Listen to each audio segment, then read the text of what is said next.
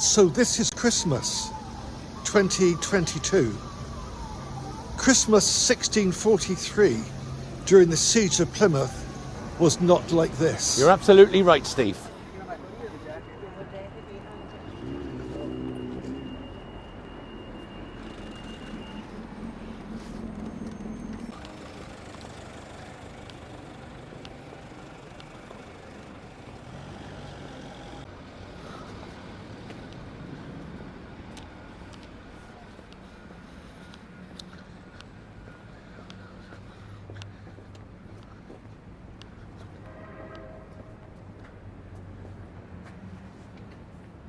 Right, Steve, we're outside St Andrew's Church, one of the few structures that were here that was here during the English Civil War and is still here to today. Christmas was completely different in 1643. In December 1643, Plymouth had been under siege for several months, close siege. To the north of us, you would have seen a line of forts, earth forts. And on the other side of the valley, around Manamead, and across to Hyde Park, you would have seen royalist forts. There was an army of 9,000 royalists around Plymouth, from Fort Stamford to up by where is now Central Park, opposite the train station. So Phil, that essentially would be all the area north of here. Yes, Steve. Right the way around. Yeah. We go over to the right, or the over east. to the right. At Christmas 1643, the people of Plymouth were up until Christmas Day in dire straits.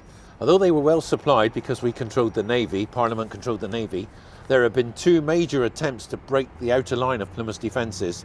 Both have failed, but there was plenty of casualties. A lot of men were killed and wounded, and those wounded men that were captured, the Royalists, brought into Plymouth a disease that was brought to the West Country by Prince Maurice. When he left Dartmouth, he came down, he captured all of Devon, and he was stricken with it himself. This disease was spread into the garrison and the town of Plymouth. In December alone, 107 burials took place in this area around St Andrews. We must not forget, Phil, at the time, the area in front of us here was not as it is now. No. It was a bona fide graveyard. Yeah, cemetery. There'd be a right mess here at the time. Of substantial size. Yes, there was people being buried, sometimes 6 or 7 a day at the time. Yeah. This went on all through December. If you think of the year before, it was up by 40 burials. In December 1642, there were 40 burials less. And this time, there was 107. Not just soldiers, men, women and children were buried here. And one of those who were buried here on December 23rd was the father of Philip Francis, the ex-mayor of Plymouth, who actually fought the Sabbath Day fight. He was the mayor of Plymouth from September 42 to 43. He was a brilliant mayor, but his father died. He was a wool merchant. He had the same name, Philip Francis. So you'd have burials going on here. And on Christmas Day 1643, there were 2 burials took place here as well. On Christmas Day itself, they were coming in thick and fast from the sick people and the wounded soldiers who were brought here and died. I think few people realise that the expanse of this area ran right across Royal Parade to the other side of Royal Parade.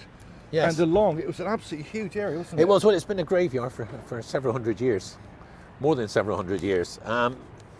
Eventually it was removed, but at the time of the Civil War it was packed with graves. And there would be fresh graves being dug every day. Phil, last week we found that secret underneath the church, didn't we? Which went back 100 or so years. Vault. Yeah, the vault. Yeah. We don't know who was buried in there though. We might find out one day. Yes, you never know. So Phil, what was it like on Christmas Day? Christmas Day was the actual day that the Royalists actually broke their siege and moved away. So it was a day of relief. But the build up to Christmas was uncertainty. There was disease, there was people dying, whole families were stricken ill with this disease that was brought in, something like typhus or pneumonia.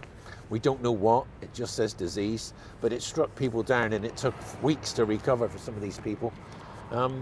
So it was a time of concern for Plymouth. It's not like it is today.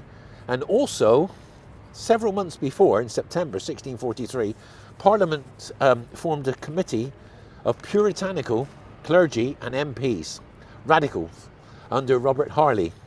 And they went through all our calendar and decided to cut out all the saints' days.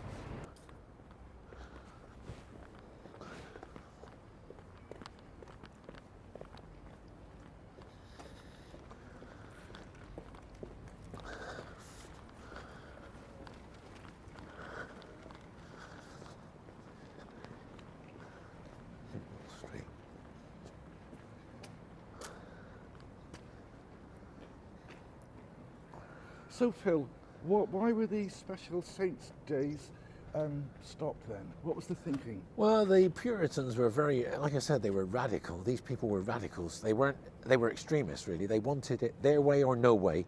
They said the Church of England should have a man who went to church, who had to pray to God, didn't have to go into a church. And if he went into a church, there shouldn't be all this gold and silver and iconography and stained glass. So they want to abolish all this. And there were so many saint days dedicated to saints, so many feast days, that they said, right, we'll stop it. Christmas Day only and November the 5th.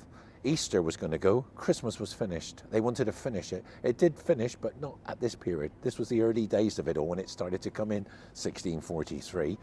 People think it was Cromwell who'd abolished all these things, but he made it worse after the war. But these were a group of, like I said, clergy and MPs who wanted things done their way. The Puritans in Plymouth followed through with it, but it wasn't December 1643. There'd be no greetings, no public greetings. You weren't allowed to say Merry Christmas.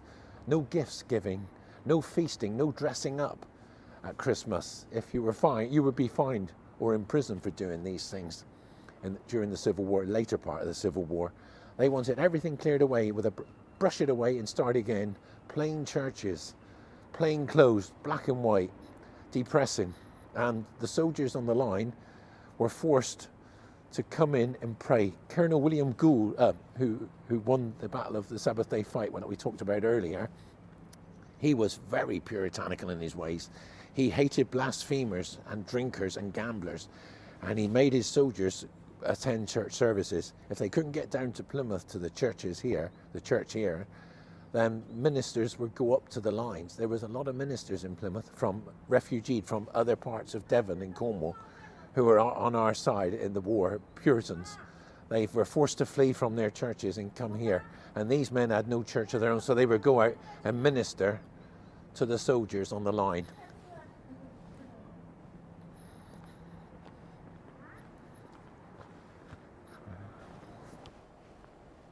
Well, Steve, we're outside the merchant's house. What's left of it?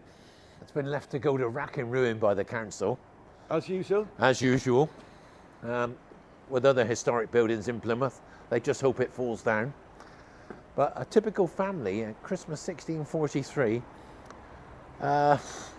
frugal meals for most of them. They can say although we had the Navy bringing supplies in, it had to feed everybody. At the time of the close siege, there was only limited amounts of food and drink. And with the new laws coming in, a lot of this drink would have been stopped. You could only use Christmas Day to pray and fast. It was becoming a fast. It was going to become a fasting day, so you couldn't even have a decent meal after this year. So it's pretty dour, really, for the normal people of Plymouth. Although the Puritans ran the city, the normal people did not want to be Puritans. There was no gift giving in those days. There was, but they were stopping it. So everything was done underhand. Later, when the royalists, the Catholics, tried to come out a bit more, they did all their bits and pieces secretly. They were having secret meetings, secret prayer meetings. And I reckon a lot of people in Plymouth still celebrated Christmas behind closed doors.